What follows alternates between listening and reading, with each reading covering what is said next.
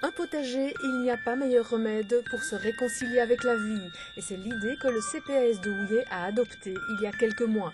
Objectif, renforcer le lien social, favoriser les échanges, l'entraide, le dialogue et la convivialité autour d'une activité pleine de sens et de saveurs. Des aliments frais et sains, cultivés dans l'optique du respect de l'environnement.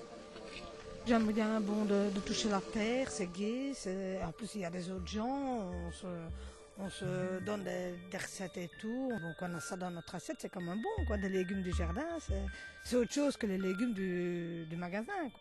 Nathalie vient travailler dans sa petite parcelle de 8 mètres carrés 2 à 3 fois par semaine avec les 7 autres jardiniers amateurs. Elle fait partie des fidèles. Ça me détend, ça me voir que les légumes poussent, que bon, qu'on est entre copains, on rigole, c'est gai.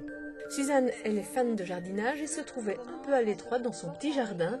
Et puis surtout, elle souhaitait s'améliorer. Comment il faut les planter, parce que ça, on ne savait pas au départ. Enfin, moi, je me dis, ce serait l'occasion de savoir quand c'était les légumes, parce que maintenant, les saisons, on ne les connaît plus, ce qu'on peut manger et tout, et comment les planter, à quelle époque les planter, récolter.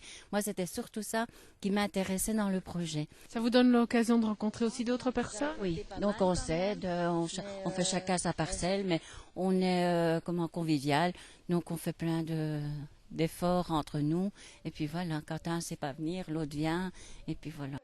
Grâce aux subsides de la région wallonne, le jardin a pu s'équiper des outils nécessaires et une personne a été engagée à mi-temps via un contrat article 60.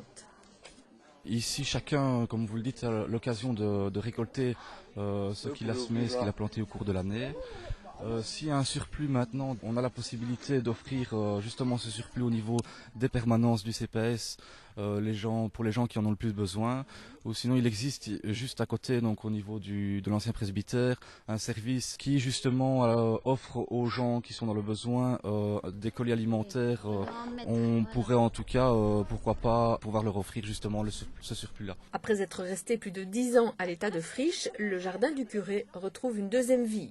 Il ne demande d'ailleurs qu'à essaimer dans d'autres villages de l'entité. On a fait la semaine dernière une journée porte ouverte et ils étaient vraiment super motivés. Ils ont préparé plein de choses du jardin pour les offrir. On a eu des gens de la commune, des amis, enfin on était quand même relativement nombreux malgré le temps. Et pour eux c'est super important. Ils viennent de passer le week-end, ils sont allés ensemble au salon Valériane.